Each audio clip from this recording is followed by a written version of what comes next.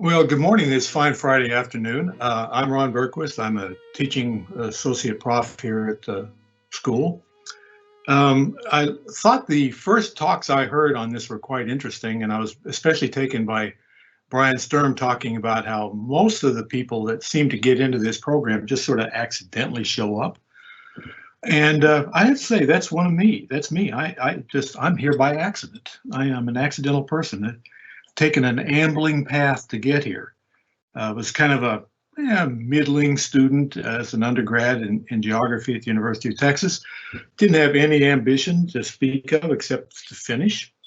But that was back in the years when everybody was going to go in the service by being drafted or not. So I was in ROTC, but I still didn't know what I was going to do.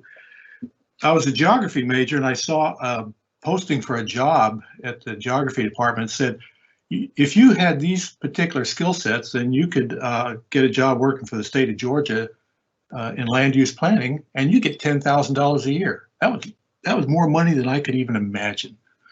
And it turned out that the Air Force had a training program that would actually give me those things. So I asked to be in the intelligence program, and they took me in. And that's the reason I did it, because I wanted to get a job when I got out.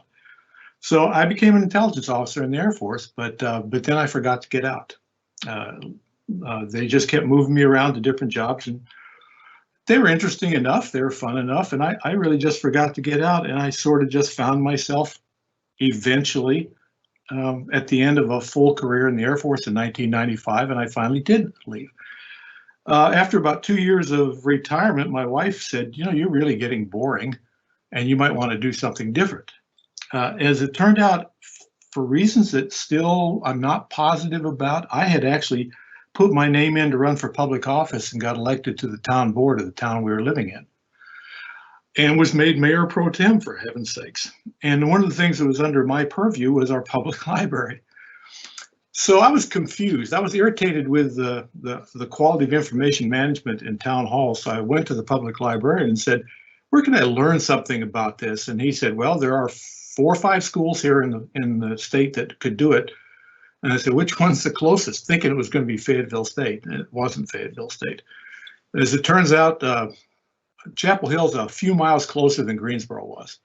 So I drove up Chapel Hill and said, what's up? They said, here, take a class with Claudia Gollop and Jerry Sy. See if you like it. So as a continuing ed student, I did. I said, that's kind of fun. My wife said, please get out of my hair, go back to school.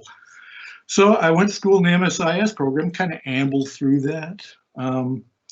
No particular desire to do anything. My advisor at the time asked me what I was going to do when I graduated. I said, no particular thing. She said, well, honest to God, since you're not doing anything more important, why don't you go into the PhD program? So I did. And so I went to the PhD program, and for no particular reason, Evelyn Daniel just caught me in the hallway one day and said, I want you to co-teach a class with me this summer. Okay. So I did. And next thing I know is Helen Tibble stopped me in the hallway and says, you did okay this summer. We want you to teach a class this fall. Okay. And I've been teaching that same class since the fall of 2000. So this is like 20 years in that same thing. So I just sort of ambled through life, graduated, got my PhD, happy being an adjunct professor teaching a class once a semester. Wandered through Manning Hall one day, and Barbara Moran said out loud, oh, we could get this IMLS grant if we just had somebody in our faculty who had Middle East background. And I just heard her say that. I said, actually, the Air Force sent me to school to get a master's in Middle East studies, so I can do that.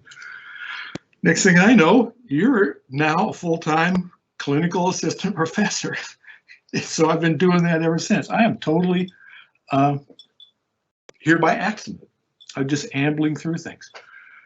But as I thought back on it, everything I ambled through in life was interesting. I think the thing that set me up for being here was the fact that as a kid, I just hung around the public library.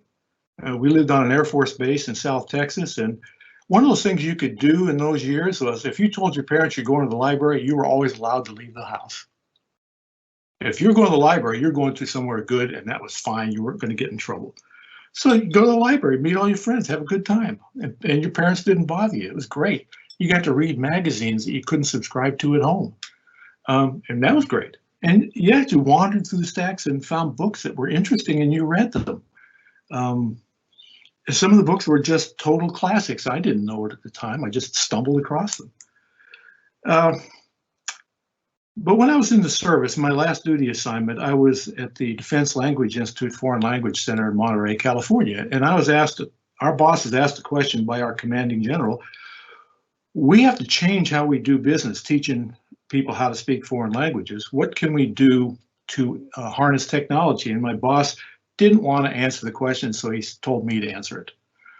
So I thought, well, one of the challenges we have is communicating across languages. So maybe we need to find a way to get beyond that burden of a second language and find some way to visually express ourselves through some kind of medium. And I sent that to the Army Training and Doctrine Command with my boss's signature on it. And they thought it was actually fairly interesting. So when I got out of the service, I got curious about that. And I got curious about visualization of information across languages and across users. But I got interested in who the users are. So sometimes the users are people who don't speak the same language you are. Sometimes there are people who have a different background than you do. And from that led me into an interest in information design, which led me into an interest in user interface design, which led me into actually teaching the class for a number of years. But I was always focused on the users, and that carried over when I was doing my dissertation research. My original plan had been to do something different. I didn't want to do it. I wanted to get back that public library focus, and so I did. I did a dissertation on why there are small, arguably not very good public libraries in small towns here in North Carolina. And the answer I came up with is they are as good as the people who support them want them to be. That is not entirely the answer that most of our profession likes to have. They want the public libraries to be bigger and better, but sometimes people just don't care. They like their 5,000 book library. They like it because it feels like a rich place to be. And so that's what I did. So users were my focus. Now that I'm teaching classes, I'm still dealing with undergrads, with students, mostly undergrads, and I tend to look at what they need, and I tend not to tell them what they have to have, but find out from them what they need, and then try to focus things that I think are important for them to pick up so that they can find their own way forward. One of the things I stumbled across in my dissertation research that I'm thinking about coming back to as I move forward, and I'd like to get somebody interested in it, is there's an invisible history of Jim Crow public libraries here in the state of North Carolina.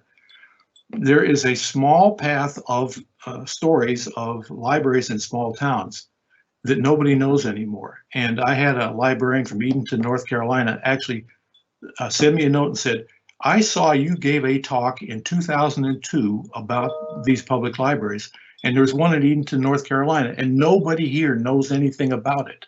Where did you get that information? So I found the resource and sent it to her, but it made me realize that as people pass away, the memories are going away too, because we have not captured the history and have not archived it.